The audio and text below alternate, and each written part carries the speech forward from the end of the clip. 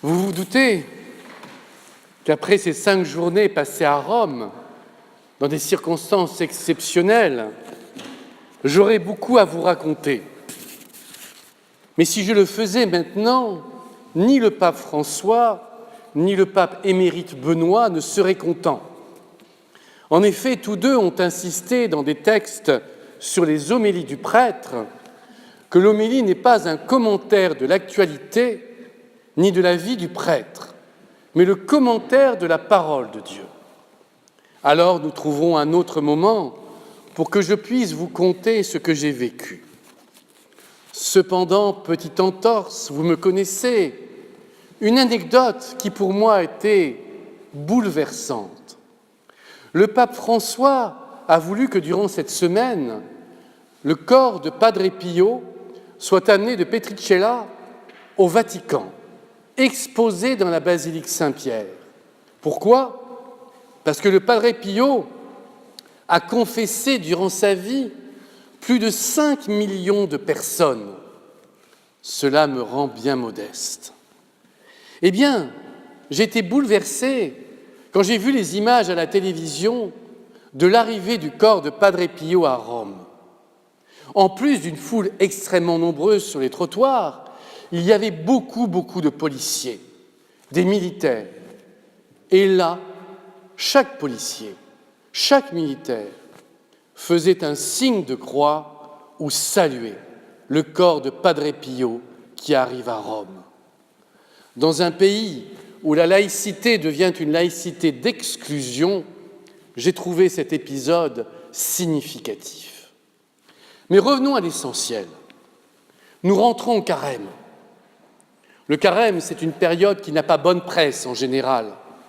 Tout le monde connaît cette expression, avoir une phase de carême. C'est donc avoir l'air triste. Et l'on pense que ces 40 jours sont des jours tristes. Ils le sont en partie.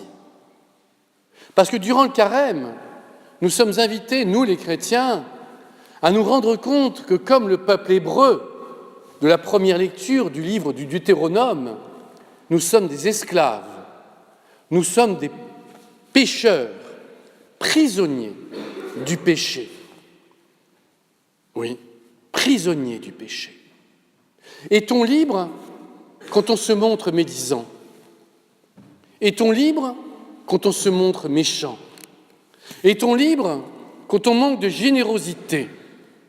Est-on libre quand on calomnie ? Est-on libre quand on est gonflé par son ego et qu'on ne supporte pas les remarques ? La réponse est bien entendu non. La vraie liberté pour nous les chrétiens, c'est de vivre pleinement l'amour de Dieu, d'être miséricordieux comme lui est miséricordieux. Et dès que nous ne sommes pas bienveillants, pleins de compassion, en empathie avec ceux qui nous entourent, nous sommes comme des esclaves. Et au lieu d'avoir un regard lumineux, le teint devient gris et le sourire devient triste. Alors oui, même si ce carême, pour certains d'entre nous, n'est pas le premier, avons-nous le désir de changer quelque chose dans nos vies ?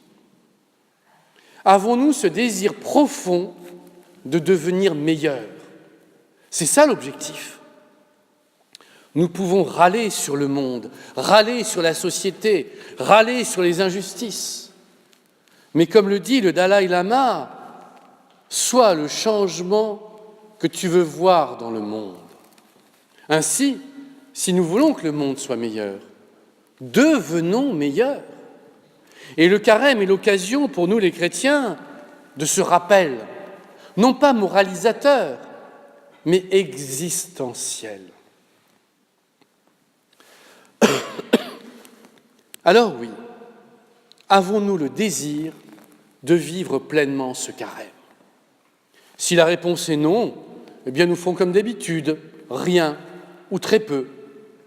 Bol de riz et pommes, histoire de nous donner bonne conscience. Mais le vrai jeûne, comme le dit le pape François, le vrai jeûne qui compte, c'est le jeûne de méchanceté, le jeûne d'égoïsme, le jeûne de médisance. Ça, c'est un vrai jeûne. Le jeûne de jugement moralisateur sur ceux qui nous entourent. Et nous avons une chance, nous chrétiens, c'est que nous avons un sacrement qui n'a pas bonne presse, lui non plus, la confession. S'il avait bonne presse, toute la semaine, je serais au confessionnal, à recevoir des personnes, ce qui est loin d'être le cas.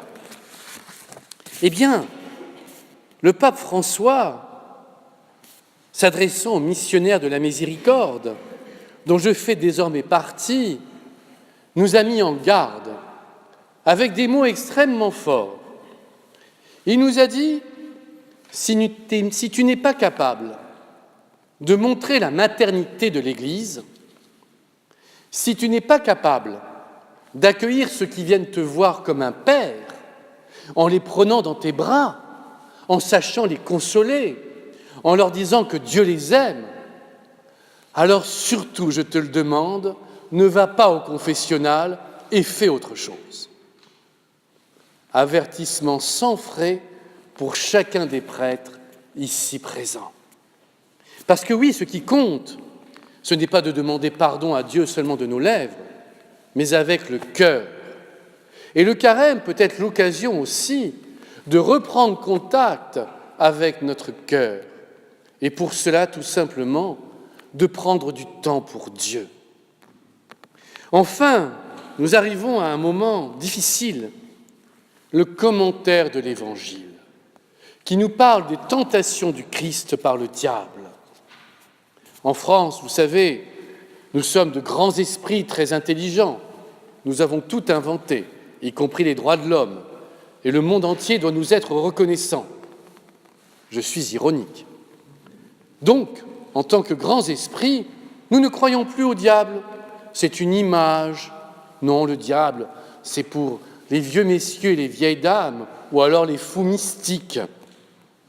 Quand le Christ parle des possédés qu'il guérit, les possédés sont des malades mentaux qui aujourd'hui seraient à l'hôpital Henri Laborie et non pas présents devant le Christ.